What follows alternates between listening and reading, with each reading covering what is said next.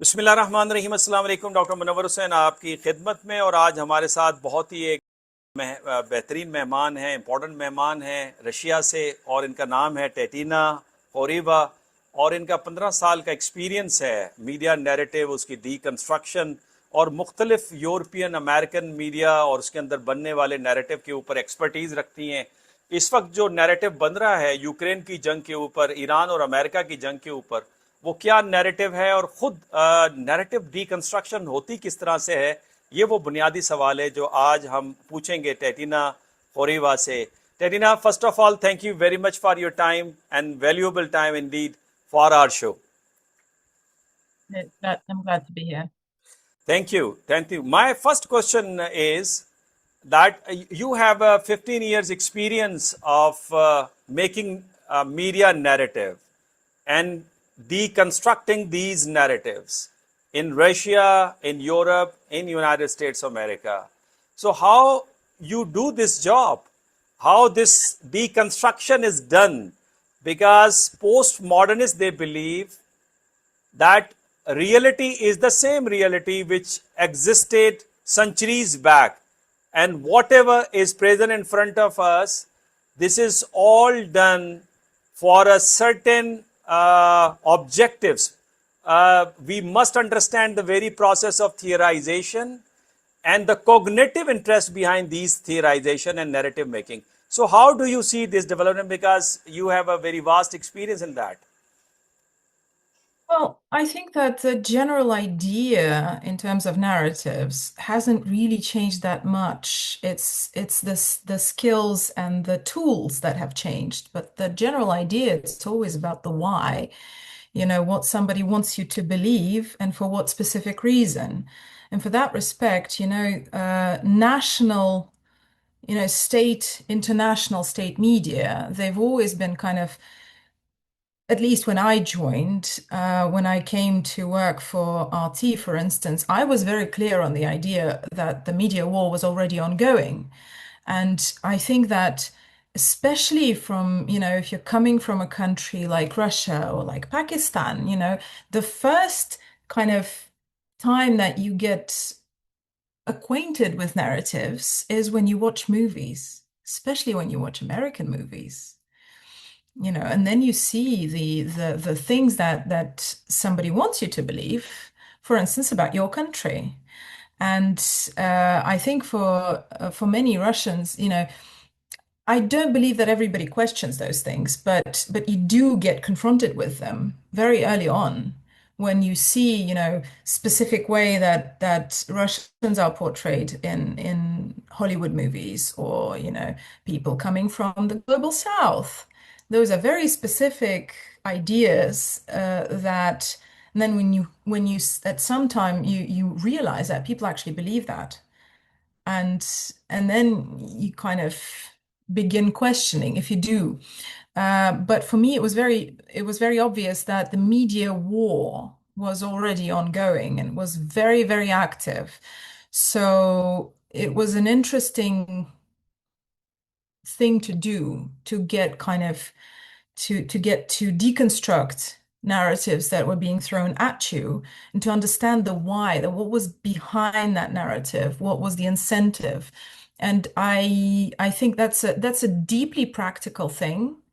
That is where, especially for us, because I was working in English from day one, and it's also a very specific place to be in, because it's not my first language. It's not, it's my second language, but you get to think in it, you get to understand how, things work and how to shape things. And it's a fascinating thing.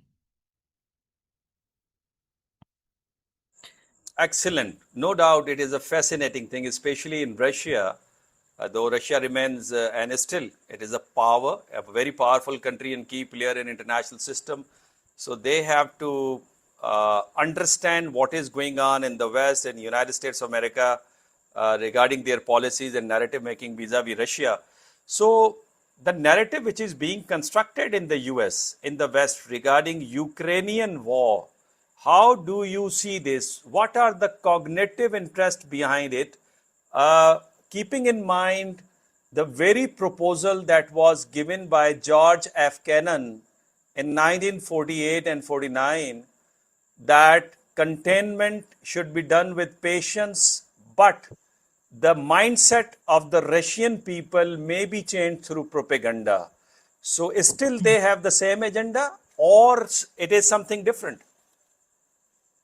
Well, in that respect, I think, you know, just as much as the US tactic and the US, the general kind of agenda of, geopolitical influence hasn't really changed since the Eisenhower Doctrine.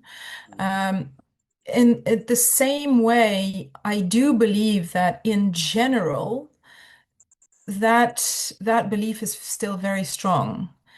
The problem with it is that, and unfortunately, you know, it kind of this is something that generally is what is the biggest, I think, miscalculation with the propaganda coming out of the US is that they don't always include cultural differences in the equation.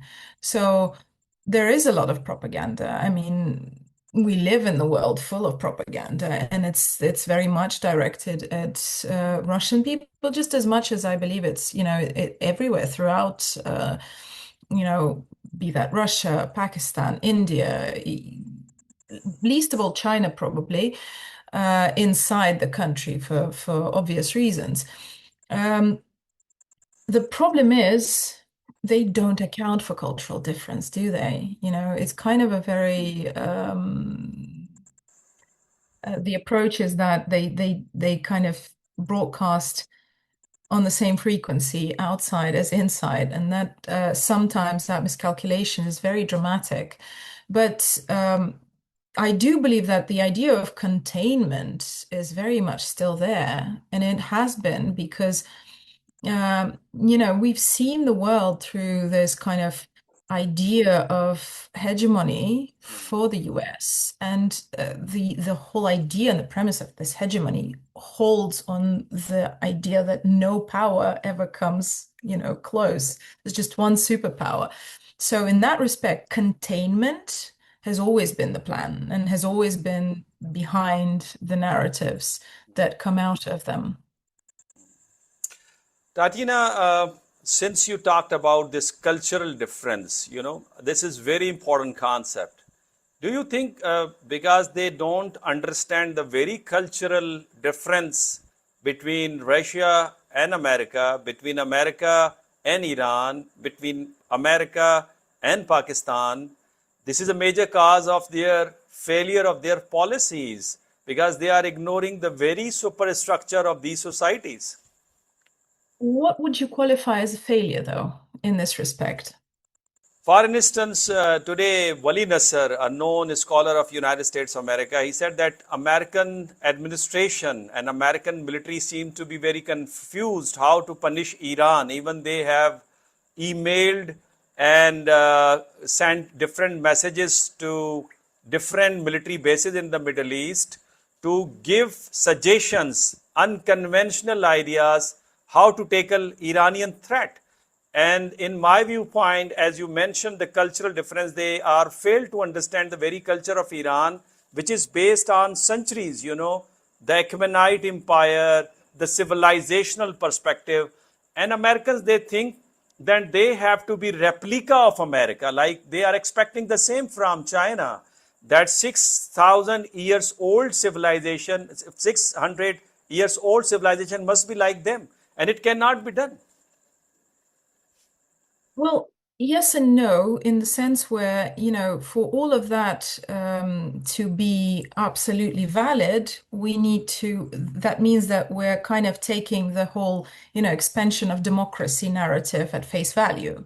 And that is, of course, a huge narrative.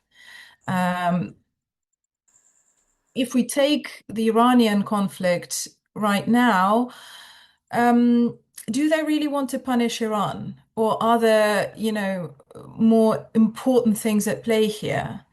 Because the most kind of important thing that we keep forgetting in every such conflict, and it's easy to forget because we live right now, the social media and the people shouting big things specifically, when we have such a special US president in power right now. So he himself kind of hijacks the media attention every day with his carefully timed, proclamations. Um, One of the editors that, and I think we've all gone through this. This is the simplest thing, and I always keep reminding this to whenever I do workshops with younger journalists, is that follow the money.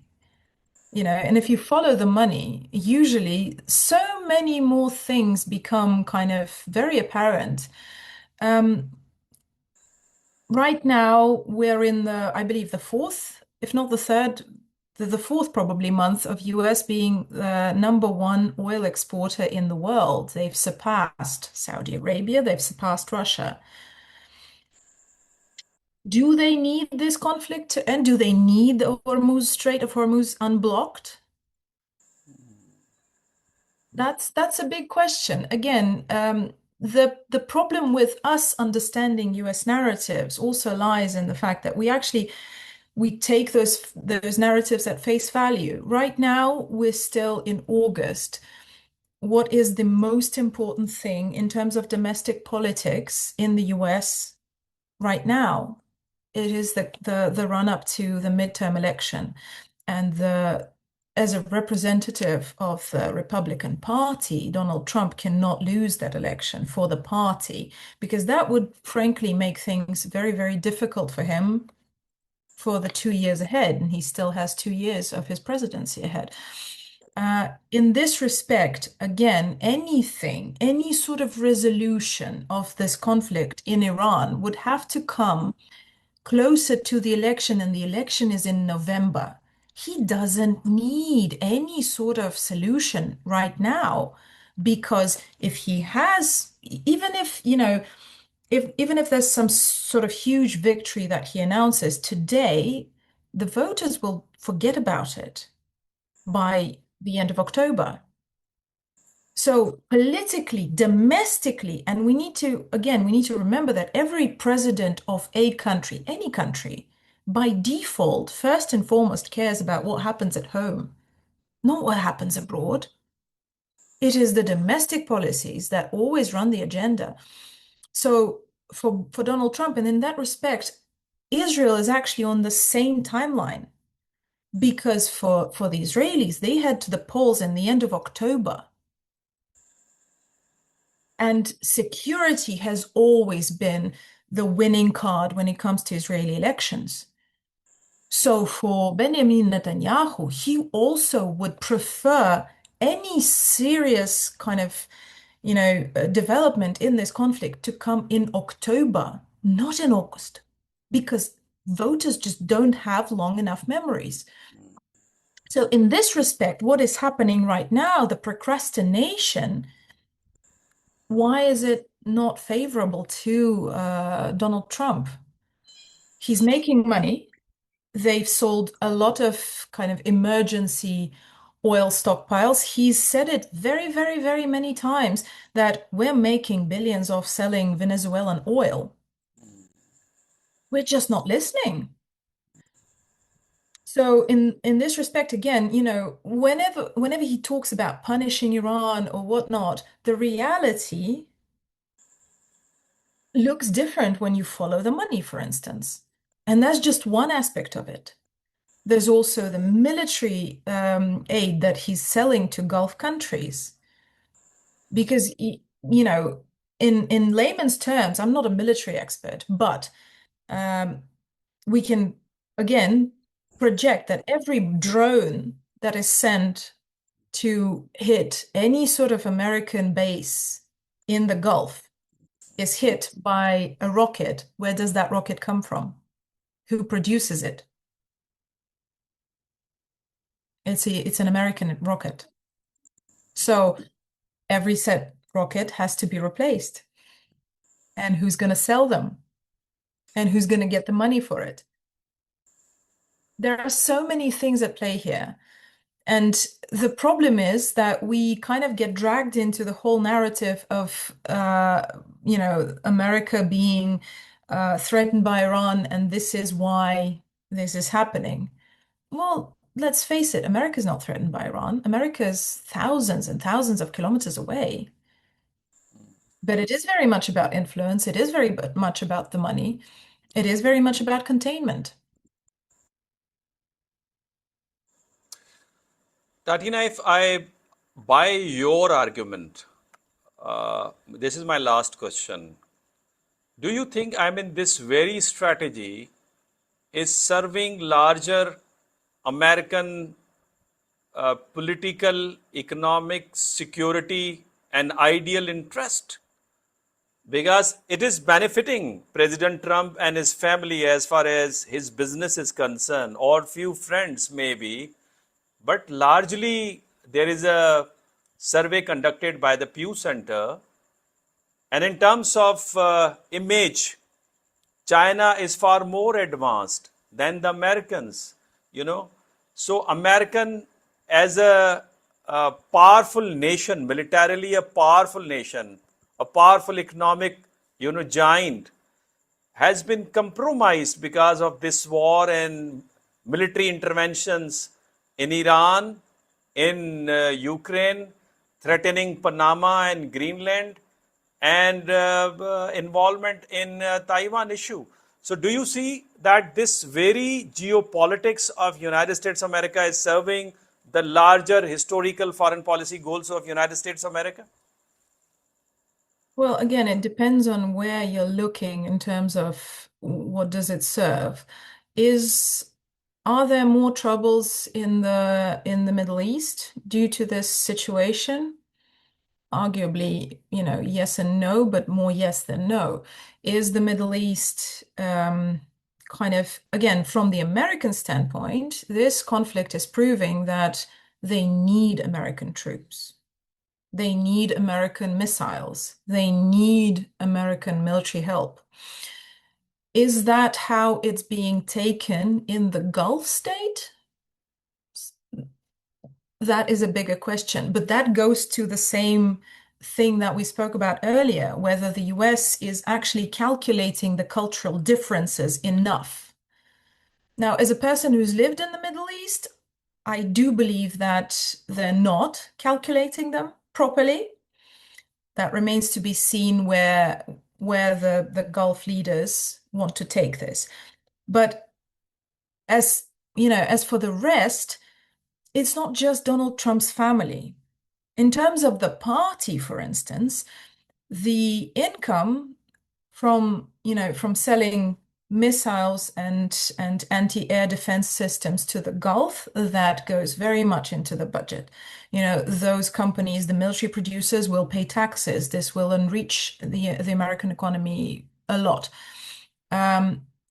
If the situation, and we need to again understand that, for instance, Asian countries have been buying a lot of American crude.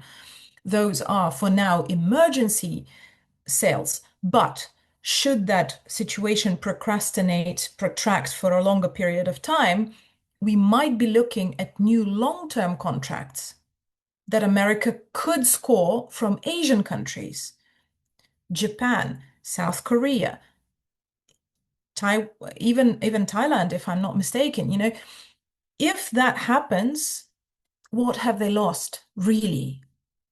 Honestly, now that would be long-term contracts for the US to sell more oil. That also benefits the economy, that benefits the party, not just Donald Trump. And in terms of positioning within the country, there's always,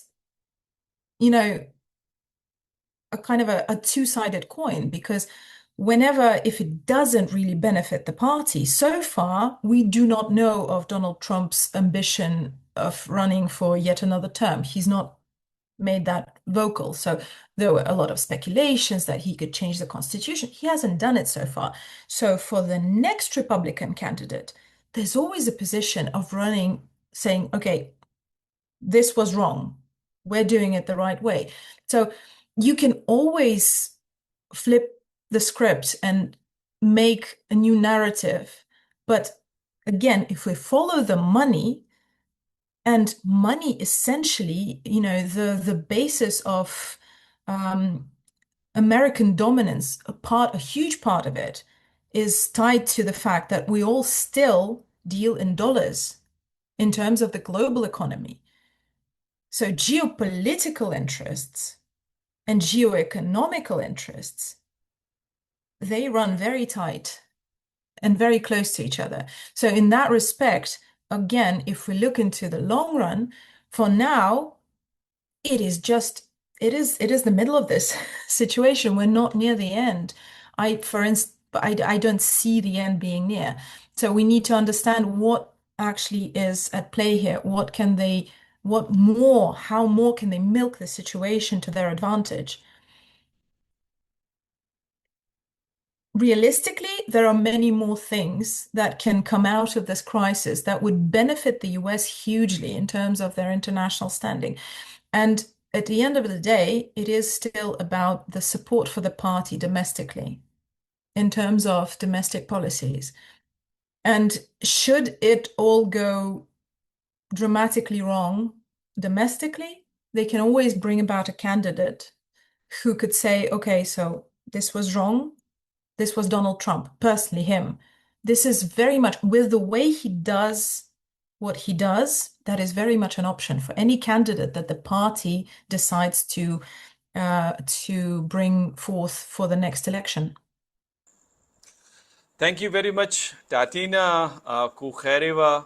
Your excellent analysis, very insightful. In fact, this is for the first time that I have a different viewpoint.